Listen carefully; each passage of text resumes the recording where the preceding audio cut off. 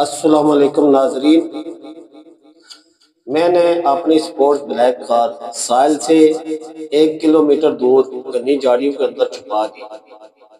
میں نے transmitter of کیا اور گاڑی کے خودکار تباہی کے کوڈ کو لاک کر دیا۔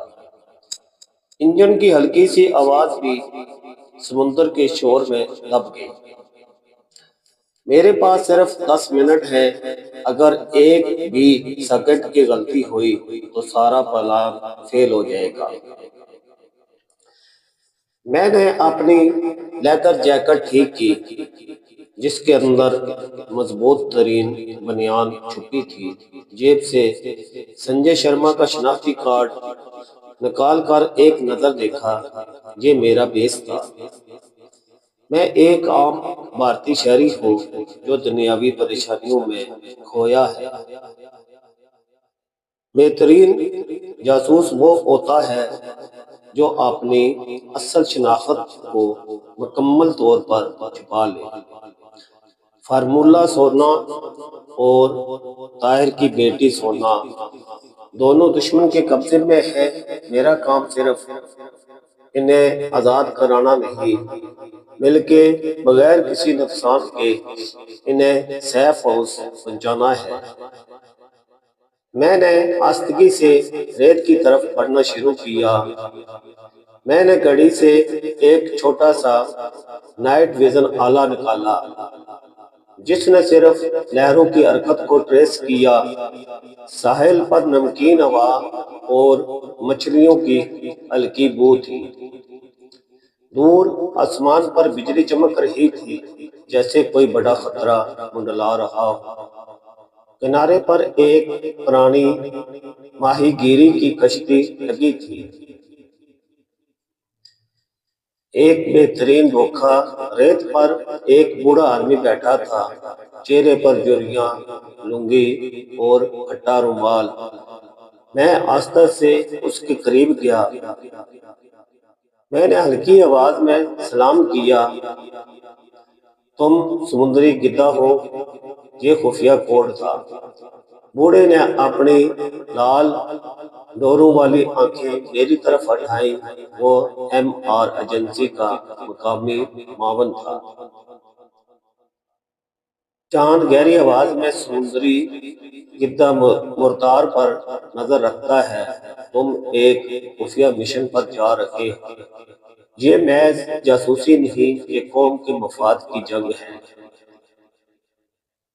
میں نے کہا، میں ہوں چارلی اور میرا اصلی نام جمشید ہے۔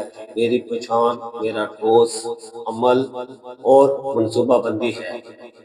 چاند نے کہا، میں نے پچھلے مشن میں تمہاری دلیری دیکھی ہے۔ یاد رکھنا، وہاں کوئی بیک اپ نہیں ملے گا۔ ڈر میرے قریب نہیں آتا۔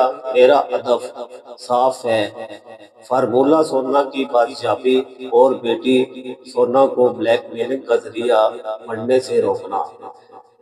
چاند نے زمین سے ایک کمبل اٹھایا۔ نیچے ایک سلنسر، پسٹل، ایمرجنسی فلیئرز اور ایک جدید ٹریکر تھا۔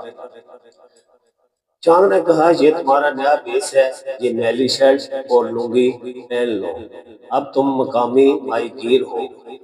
جتنا سادہ حلیہ ہوگا، اتنا ہی دشمن کی نظروں سے دور رہو گے۔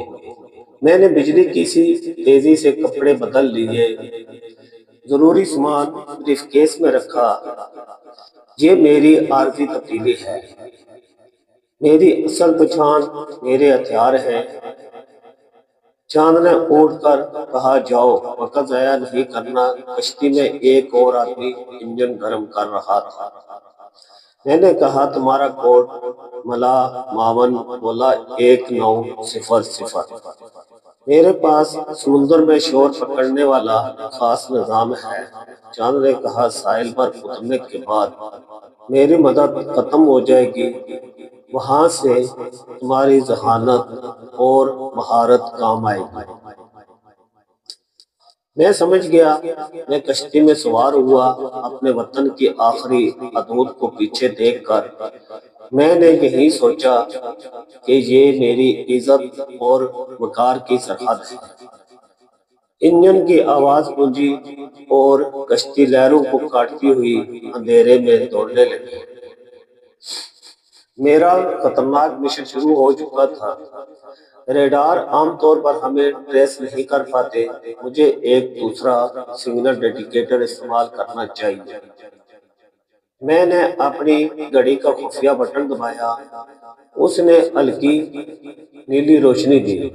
کوئی غیر معمولی سگنل نہیں تھا۔ میں نے ملاح سے کہا، اگر کوئی بھی مشکوک حرکت ہو تو فوراً تیز رفتار موڈ پہ سوئچ کر دینا۔ ملاح نے کہا، ٹھیک ہے جمشید بھائی۔ اچانک ملاح کی آواز میں گھبراہٹ آئی۔ ملاح بولا، جمشید بھائی، مجھے کچھ غلط لگ رہا ہے۔ ریڈار پر نہیں، لیکن سمندر کے اندر کچھ چمک رہا ہے۔ ہو سکتا ہے یہ کوئی سونار سسٹم ہو یا دشمن نے خفیہ بارودی سرنگ لگائی ہو۔ میں نے فوراً اپنی گھڑی کا جامر آن کیا تاکہ دشمن کا سگنل کٹ جائے۔ میں نے ملاح کو کہا، ابھی انجن کو تیز ترین رفتار پر لے آؤ اور کشتی کو ٹیڑھے میڑھے انداز میں چلاؤ۔ کشتی جنگلی گھوڑے کی طرح ناچنے لگی۔ اگر وہ بارودی سرنگیں تھیں تو ہم ان کے ٹریک سے بچ نکلے ہوں گے۔ چمک ختم ہو گئی، یہ پہلا اشارہ تھا۔ دشمن کو ہماری خبر ہو چکی ہے۔ اب انجن کو آہستہ کر دو، دشمن کی حفاظت بہت سخت ہے۔ یہ کام میرے اندازے سے زیادہ مشکل ہوگا۔ میں نے ملاح سے کہا، ہمیں ساحل پر براہ راست نہیں اترنا، کم از کم 1 میل پہلے رکنا ہوگا۔ تم یہاں 10 گھنٹے انتظار کرو گے۔ اگر میں واپس نہ آؤں تو ایم آر ایجنسی کو کوڈ دے دینا۔ سمندر نے مجھے قبول نہیں کیا۔ میں نے ملاح کو خدا حافظ کہا۔ میں نے ایک چھوٹی ربڑ کی جو پانی میں پھینکی، جو فوراً ایک چھوٹے لائف رافٹ میں بدل گئی۔ میں اس پر سوار ہو کر آہستہ آہستہ ساحل کی طرف بڑھا۔ میں نے سوچا سونا ضرور خاص حفاظت میں ہوگی۔ اب میرا اصل امتحان شروع ہوتا ہے۔ ساحل کی تاریکی مجھے پکار رہی تھی۔